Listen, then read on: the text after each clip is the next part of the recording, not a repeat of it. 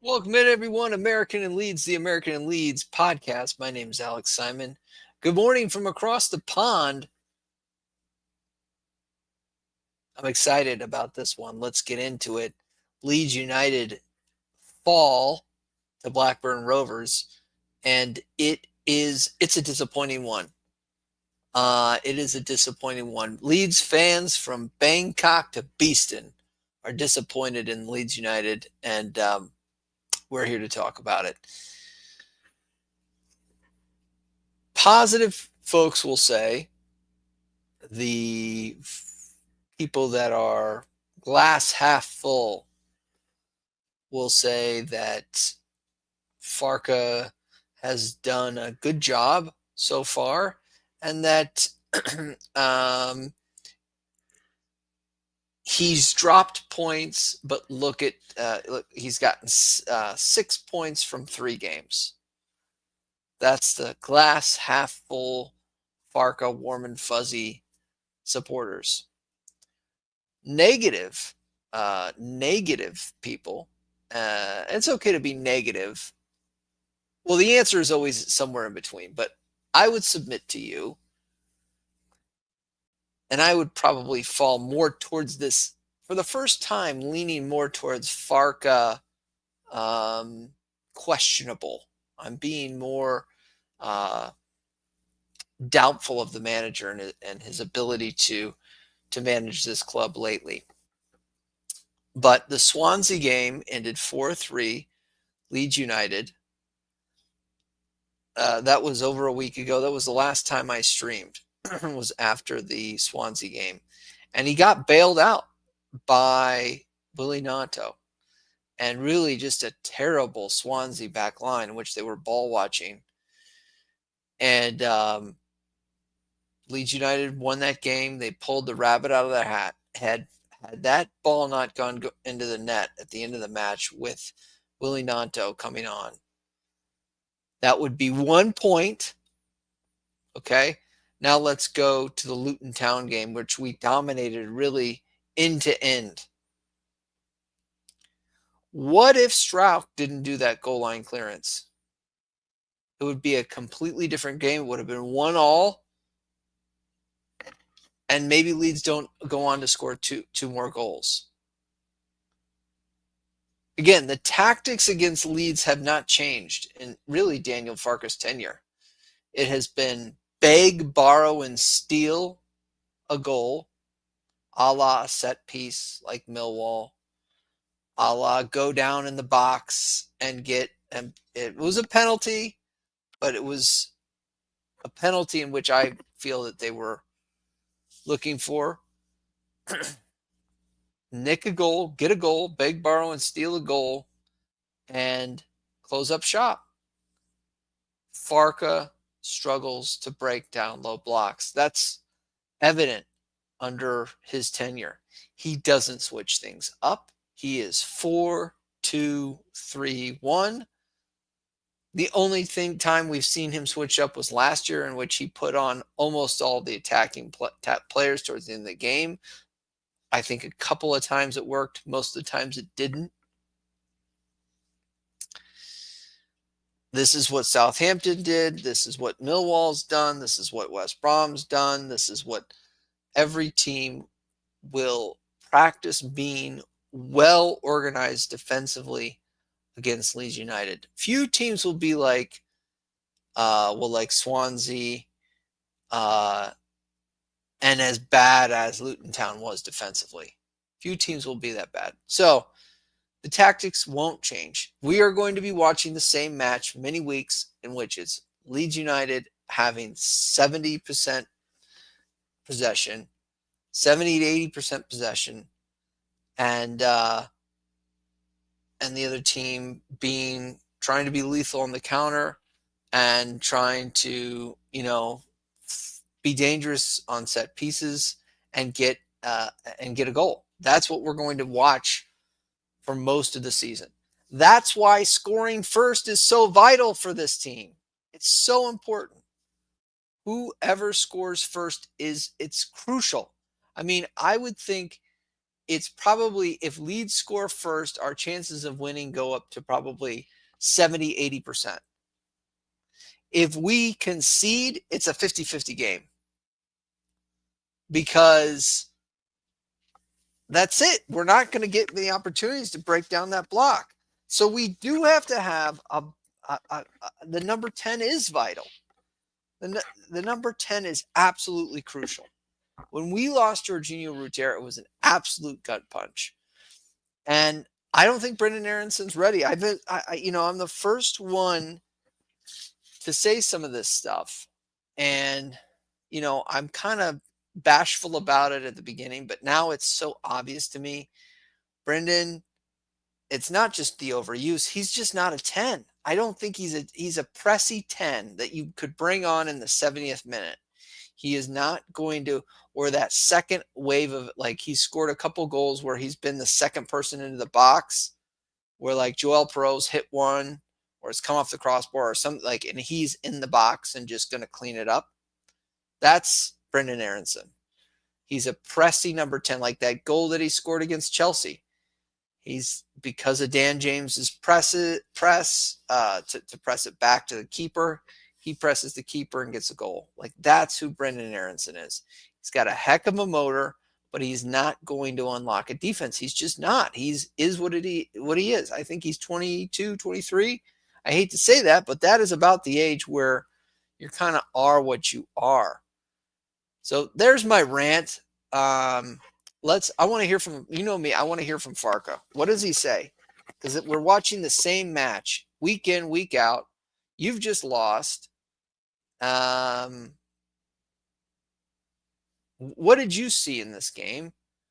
A lot of people say it's chalk and cheese from the previous week, from the previous match against Luton Town. What do you say, Daniel? That one, not happy, I'm pretty sure. Yes, not happy, disappointed. First of all, congratulations to Blackburn. Obviously, expected tight game. It's a good side with a game in hand. They will sit in the top 6. So if they have no home game, and for us it's a third game within 6 days, and they had a quite relaxed period, it would always be a difficult game for us. But today we also have to say, they deserve to win it. First half was not great. We're too slow in the head, where there was too many fouls, also unnecessary free kicks, unnecessary penalty. Looked a bit too slow. It looked a bit like it was this one game too much in a busy period. But I think in have the biggest, richest squad in the division. He's blaming fixture congestion. This is manager talk. Whatever. I don't believe it. Maybe he's just got to say something, and he's just going to say fixture congestion. When you look at the squad, who came in, right? We've got Meslier, Bogle, Byram, Stroke, Rodon, Rothwell, Tanaka, Solomon, Nanto, Aronson, Perot. I mean, to me, the Aronson, Perot, it's not working, but, we'll get into that. The big ones that came on were Firpo and Nanto, I believe, or Nanto was already on, but basically Firpo. And that partnership that he has didn't really, it's tough. I definitely wouldn't say that Firpo should have been on, but he had to go with him, right, because of suspensions and injuries. But I don't know if Farke knows his best players. To me, again, you put Nanto in the 10. You put him in the 10. He is the most technically, I know he hasn't been the best player this season, but he is the most technically gifted player that we have. Italy plays him in the center. We should play him in the center. Why are we playing Willie? What are we playing him on the right now? To me, you play Willie Nanto in the middle of the park and allow him's ability to have that low center of gravity, tidy with the ball, and be able to play people in. Or you just have I don't know, you create something else with maybe even Ramazani in the 10. And I don't know. Ramazani is great going one-on-one at players. again, your front four for me is Ramazani, Nanto, Nanto in the 10, Ramazani on probably the right, Dan James, but you could put Solomon in there, and then Joseph, because I know he's going to get work rate. But anyways, let's go continue to listen to the excuses of the gaffer. In both directions, so defensive wise, but also offensive wise, we're not at our best today, and for that they deserve to win this game. Once they got themselves in front, it gave them the opportunity to do what they did very well, I think, didn't they? Which was to defend deep in that second half. You have to start better. So it's, of course, so the first minutes, it was clear that it would be a battle, and you have to be on it, and you have to be quick and smart. I think we were a bit too lazy to lead the duels proper, and gave just a bit fouls away whenever you're a bit too lazy to defend. You're just in there with a foul, and this were more or less their only situations. So free kicks, whatever free kicks, and also unnecessary penalty, and didn't like the way we started. I think we were just a bit too slow. Expecting after the last game against Luton, when we were all over them, it would be a bit too easy.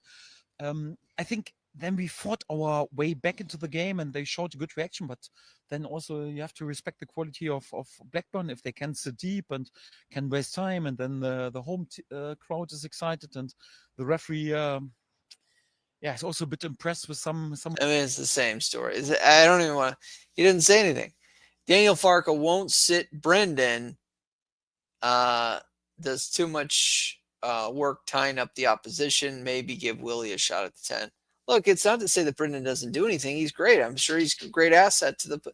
I just don't think he's going to be technically gifted to break down the box. There's been times where he was in on goal. I mean, the angle of which he was attacking wasn't the best angle, but he was in. I mean, he was in on goal. He needed to push that ball forward and create something. He didn't do it. Wound up going backwards or sideways with it. Brendan is a little bit too timid. He needs to take the governor off his head. There's a couple times where he's done it, and he's very close to being brilliant. And then there's times where it's just like, I just don't think he's ready. He's a perfect player that you come on in the 70th minute to just bags of energy, maybe nicks another goal. But he's not, he's a championship number 10. We're in the championship. I mean, I don't know. We're trying to get to the Premier League. I mean, out of this team, who do you see going to the Premier League? Tanaka for me, Pascal, Ramazani, Nanto. Some of you would probably question Nanto at this point, but I would say Nanto. Solomon, maybe after a few more games, if we see that, maybe we buy Solomon, but maybe not. And and to Patty's point, we need a true number 9. Yeah, I mean, we do, but the next we've got who we've got for the next month. Even if the 49ers do get a player, they've showed to me that their negotiation tactics are such that they will wait until the last minute to get a player in, the player that they will really want. 10s are the hardest, to recruit for. So if you're going to get him, and then Farke is going to take 2 or 3 weeks to trust him, and then he's going to play him, and it's going to be March. So I just the answer is not going to be through the transfer window. That's my point. He's got on paper the best team. He's got the biggest amount of resources. I don't care. I don't care that there's fixture congestion. I don't care that there's international breaks and you don't have any of your players. I don't care. Win. Get wins and don't lose. This was a match that you should have won. And you got rope-a-doped. He keeps getting rope-a-doped. And what do I mean by that? I mean, he goes into a fight, they expend all their energy with possession, and they're toothless. They're not landing any punches.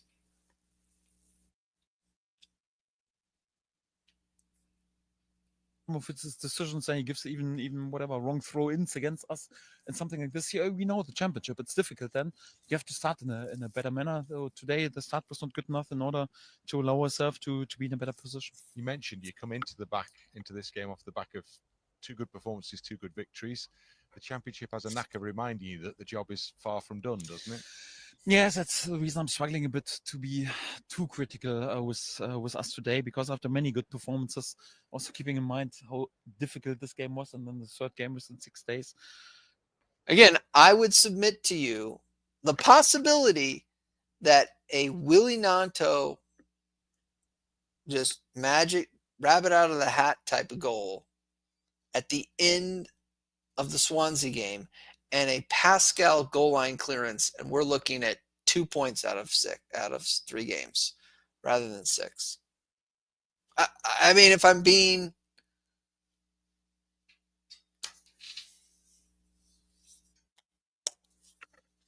Yes, sometimes there is a poor halftime, and this is what we definitely had today. But of course, I wished, because we spoke so much about it, that we start a bit more on the front foot and a bit more awake and aware. I think we should have invested much more especially in the beginning, into the game. Then it's more like, if you invest more in the beginning, then it feels also, although you have lots of load, a bit easier also, like to keep going, instead of, okay, you need to find the next gears during the game. I think this was the reason today. Yeah, we have to learn out of this. Not that we didn't know about how tricky a game could be if you don't start on the front foot, but this is what we definitely have to accept today. So our start wasn't great. all is not lost. Farke will be the manager of this team for the foreseeable future. As long as we're probably in the playoffs, I imagine that he will be the manager, which means he will probably be the manager for this season. But out of the first time that I've started to be more questioning of his abilities has been this last week. And it's been the Swansea game, which I didn't think was good. I thought it was a bad game. And the Luton game, which I thought was a complete performance, but I also think that that Pascal's goal line clearance was incredible. So that saved us. Joe Rodon had some interesting thoughts. I have seen this, but I have not been able to really react to it. So I'm going to be reacting to it for the first time. I've seen it like in Twitter, but I haven't been able to listen to the volume and everything like this. So Joe Rodon, look at his facial expression. He already doesn't even want to be there, but they did have to pony up a current player to talk to LUTV. Really disappointing day for everybody, isn't it? Yeah, I thought the performance in the first half was, it was nowhere near the standards, and it should have been like a home game for us today. We had 7,000 traveling fans, and we've let them down. So yeah, it's not good enough. When they got in front, look, he's a guy that wears his emotions on his sleeve. He quite honestly, when he signed a permanent deal, he said so many of the right things, that this was his home, that this is where he wants to be, that Leeds United took a chance on him. He has high standards. He is a ex officio captain in the locker room. I think he held to a higher standard. By far and away the best defender last year. By far and away the best defender last year for us was Joe Rodon. An emotional player, gives a crap, right? That's what you like to see as a fan. I mean, he cares. they showed their ability to defend with discipline and as a unit. It was really hard to try and break them down, wasn't it? Yeah, but I thought we had chances the first half, clear ones to, score a goal. But, when you don't score the goals against these teams, you know what they're going to do. That's what they always do. They change their system and they park the bus. So, we know everything about these teams. We come prepared. We know, everyone changed our system against us. But like I said, we didn't punish them, and we weren't ruthless enough. And that's what happens. We lose the game. And even though the game went to 100 minutes plus, ultimately, wasn't enough pressure possibly put on their goalkeeper, was there, in that second period? No, I just think we were a bit naive. We just lacked the cutting edge. And, yeah, of course, it's, we can all say, it's difficult to break down a team when they got their whole team behind the ball. But like I say, when it's not our day, when those chances do come, we have to take them. And we didn't today. And, yeah, unfortunately, we were punished. It's been a good little run recently. Nothing controversial so far, just very I mean, he's frustrated, rightly so. Is the knockback again? This is championship, I guess, is it? Yeah, we still haven't won 3 games in a row yet, and that was our main focus. That was our biggest motivation today, and we've fallen short again. But like I said, now me personally, I can't wait to go for next weekend, and I'm sure the team's ready to go and very angry in there. So yeah, we just got to dust ourselves off and get ready. Controlled anger, controlled energy. Good. I mean, I don't see anything controversial in that. That's pretty basic. And then when you do lose, you should want to play tomorrow, to right the wrong. Daniel Farke will have a full week to prepare for this one. It will be Leeds United against Derby County, I believe, at home. We'll get into that in a little bit. Let's look at some of the stats here on the game. Oh,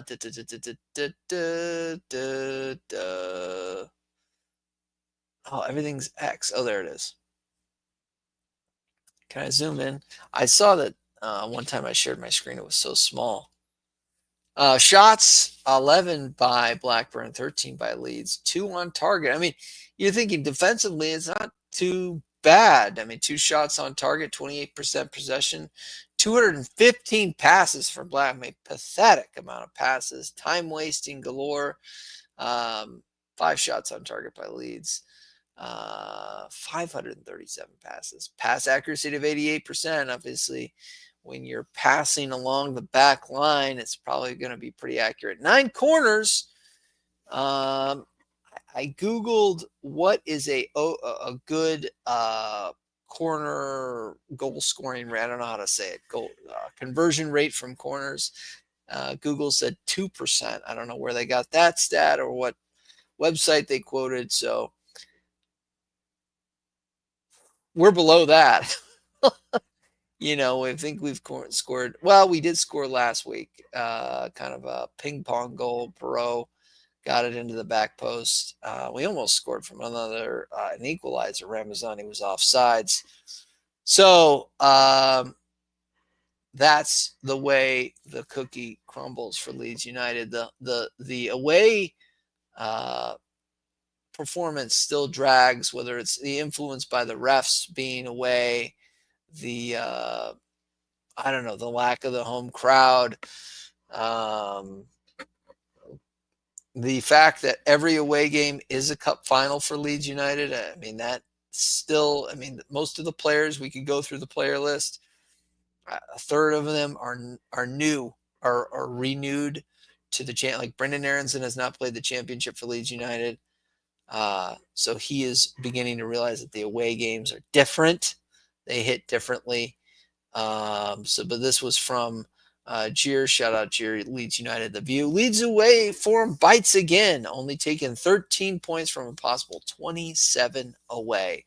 Lack of energy and decision making key at key times today was the issue. Blackburn sets up very well, and their game plan was well worked. We've seen Leeds fall to this before. Look to bounce back now, and they will. I fully expect them to bounce back and put in a good performance next week. A full week to prepare. Again, that'll be something that I will judge Daniel Farke on, because when he is in the Premier League, at least early on, you're going to be playing that kind of weekly schedule. Maybe you'll have a Monday night game, maybe you'll have a Friday night game, but you're basically going to be on that, Saturday to Saturday, Saturday to Sunday, weekend type fixture. You might have a midweek game here or there, a cup game, but you're going to be pretty regularly, be able to prepare into like the routine of a much more regular type of fixture. And I think that might lend well for him, just because I think he needs the extra time to put in whatever goes on over there. He needs extra time to work his players into a game plan. think when the game plan's kind of rushed and they know that the other team knows what he's going to do and he knows what he's going to do, sometimes he falls into the trap. I feel like maybe I'm wrong. I just feel like the midweek cold rainy night at Stoke is Daniel Farke's. Like he falters a little bit there. Look, big picture, we're third. It's not all is not lost. We need to win. I mean, everybody's been saying it. A lot is on the line for the 49ers, for the fans, for this club to get out this season. Not only the investment, we're what the set. I can't remember. We're top 30 in terms of spending in Europe. Hey up, Phil. Biggest spenders in the championship. And we have to get out. The team will weaken significantly again next season. I would expect the likes. I don't even want to go through it, but the likes of Al Tanaka, Pascal Stroik, Willie Nanto will weaken. We will weaken again. Some teams will definitely be looking to poach those players away from us. So we can't not get out. I don't know what to say. It's late over here. A couple other things I wanted to go through. We went through that. Penalty. Here's the. We'll show the penalty. Look, if we think this is soft, then we're not ready for the Prem. That's what I said. Brilliant. But here is the Peno, the decision by the refs here. Play by Dolan.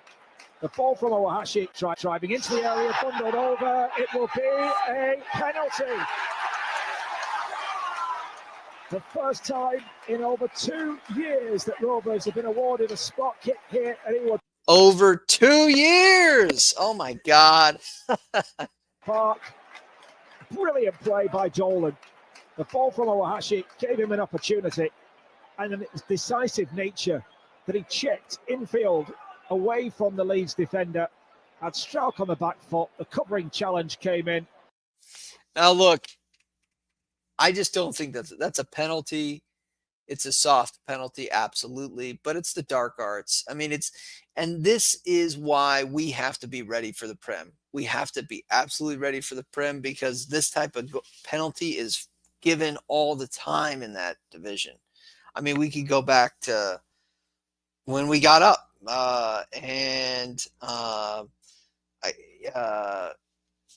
Rodrigo put a penalty on Liverpool, and Liverpool wound up scoring and winning that game, winning that match.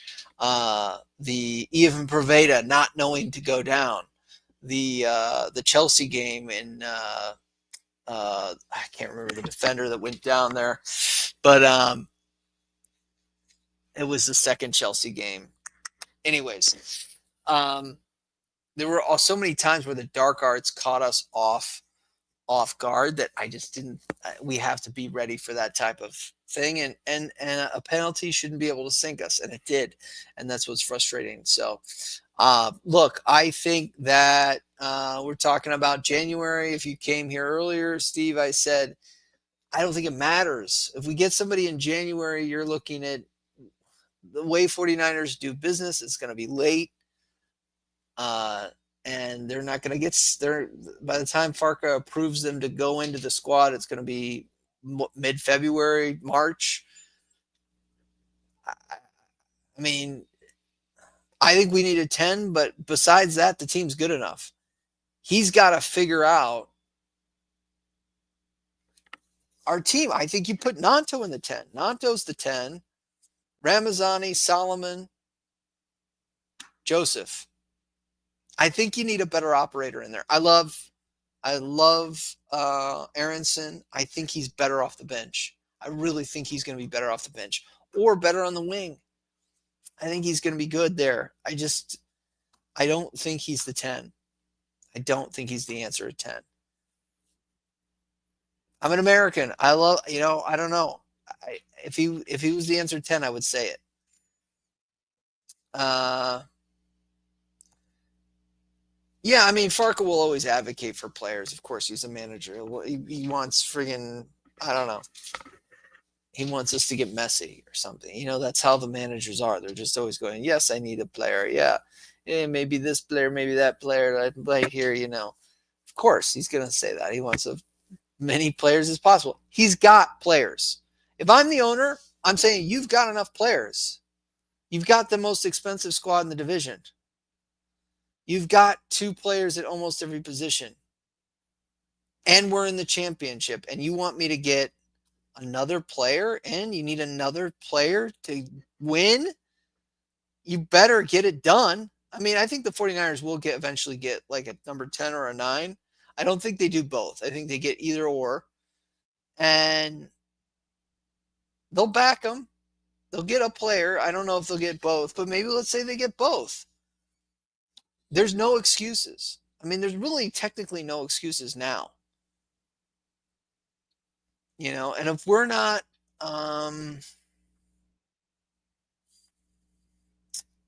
mean, we obviously will be in that conversation. So hopefully nobody leaves or gets poached away from us. And I hope, this is just a small thing. I just hope Joffe finds a home somewhere. I really think that guy needs a second chance. He was more touted than Somerville for the U21s 2 or 3 years ago. Yeah, a loan market is always a try for Hammer again. Yeah, that's it, Bill. Yeah, I don't know. He's going to be he's in Sheffield, right? Still with the league leaders. Let's take a look at the table, and then we're outie 5,000.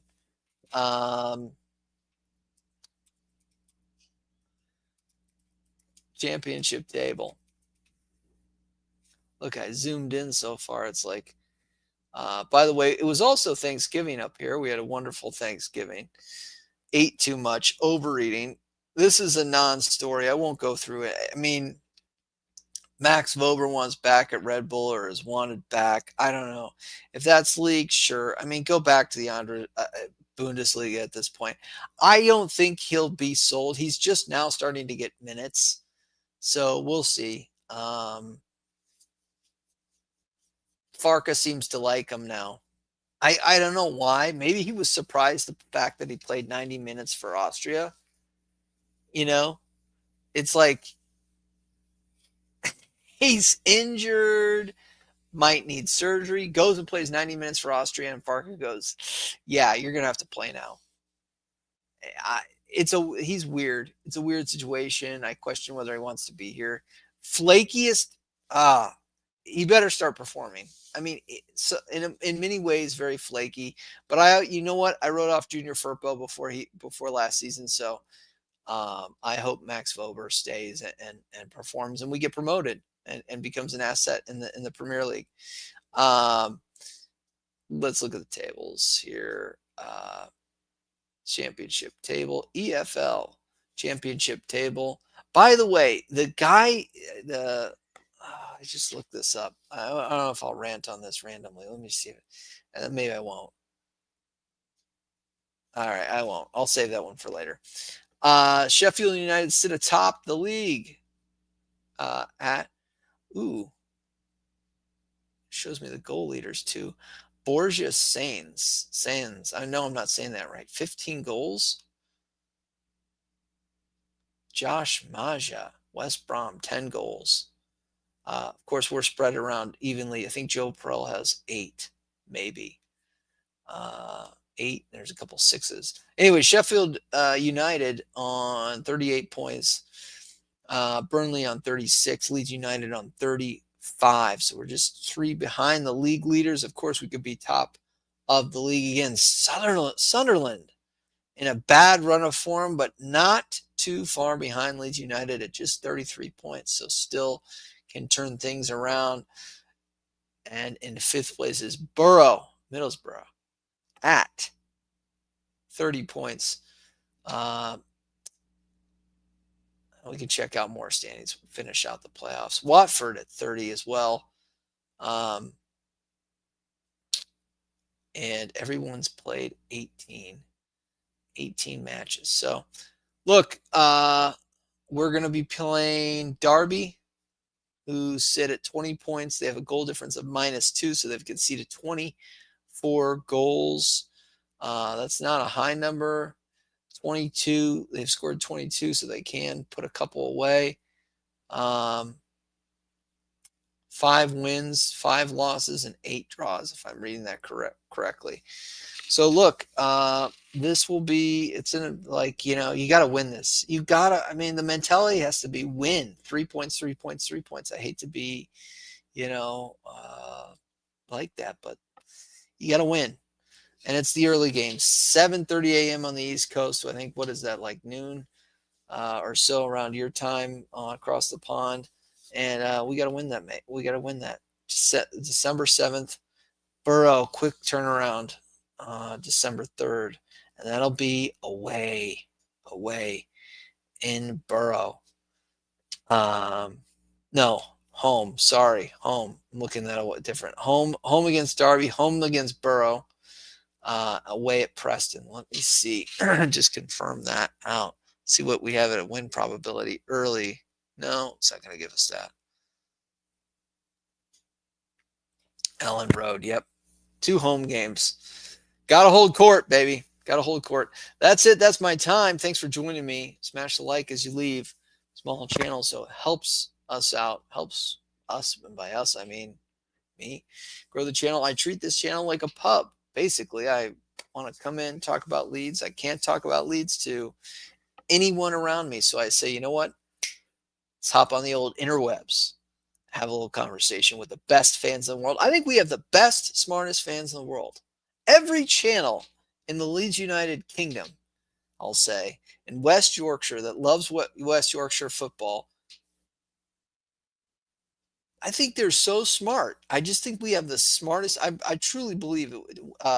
Just Joe, All Leeds TV, Connor, KG, Jeer. I mean, they're really good fan channels. I mean, they know what they're talking. Anyways, I just think we have, and those are the top creators. But like, there's just some great stuff happening on smaller channels too.